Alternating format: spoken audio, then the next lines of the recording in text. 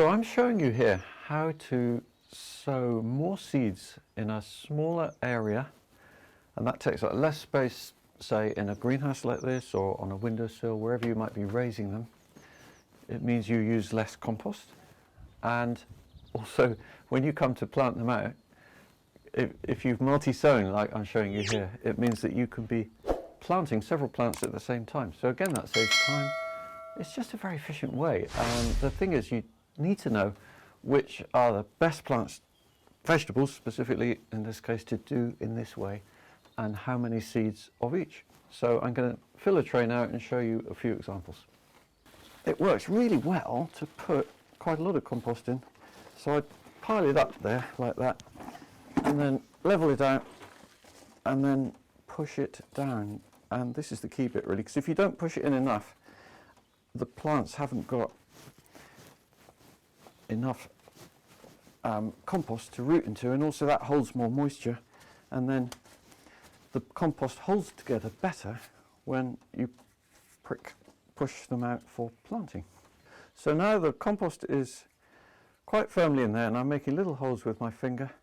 The compost at this stage is not wet, so it's not hurting from any squashing effect that might happen otherwise, and it's just making loose holes, not too deep. It depends a bit what you want to sow, how deep the holes are going to be.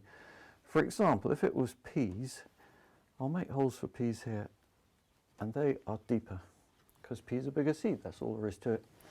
And then, for example, so here are the peas. These are actually some home-saved pea seed. You can see they're nice big plump peas. I'm going to put 3 in each one. With peas you could do 2. 2 or 3 I find is a good number that you can then plant out as a clump, so that each one of those, when it goes into the ground, is going to be 3 pea seeds that you plant at the same time. Now here we have radish. Radish is also quite big seeds, so therefore easy to handle. God, there's probably actually about 200 radish seed there, so I'm not going to use them all. But I'm just popping them in here, about 4 in a cell. Could be 5. Again, it's not absolutely vital. It just depends a bit what you want. If you have 5, they'll be slightly smaller radishes. If you have 4, they'll be slightly bigger. So we'll stop the radish there. Next up, what shall we try? Beetroot. Beetroot's a really good one for this because it is quite difficult sometimes to sow beetroot direct. That's mainly because birds and wood lice and slugs, other pests, like to eat them when they're seedlings, but actually as little plants they are much more resistant to pest nibbles and problems. So I'm sowing 4 or 5 beetroot seeds.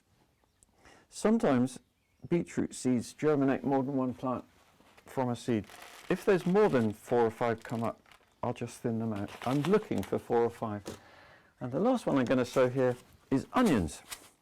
Now again, these are home-saved onions, which makes it interesting, because when you save your own seed, you don't get that visual perfection that you do from bought seed. You can see a bit of the husk from when I saved the onion, but mostly there's lots of good seed there. Onions are black seed, quite small, so it's actually difficult to count the number you put in a cell. And I'm not too particular about it. I've aimed for 6.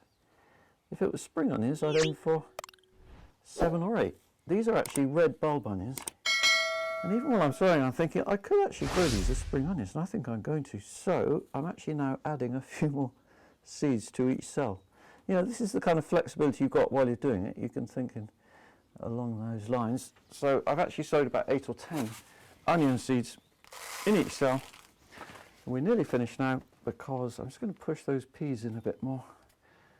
Simply, it's to cover up with compost on top.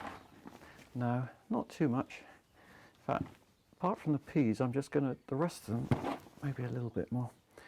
When you're sowing seeds, you don't want to bury them too deep. They can struggle to come up, and there's more problems from too deep sowing than from too shallow. The next step, and the final step before leaving them to grow, is to water. So watering is fine on top like that. Sometimes it's recommended that you turn the rows around upside down. I don't believe in that. I find it works really well just like this. Because actually you waste less water, you can direct it very carefully to where you want it. And I'm just waiting a little bit between waterings. I want to get this compost fully moist so that I know that it's moist and I haven't got to worry about watering it at the moment, say for 3 or 4 days, because while the seeds are germinating they're not using a lot of moisture. Maybe one could put some cover on that. So that's good watering now, so these seeds are now ready to grow.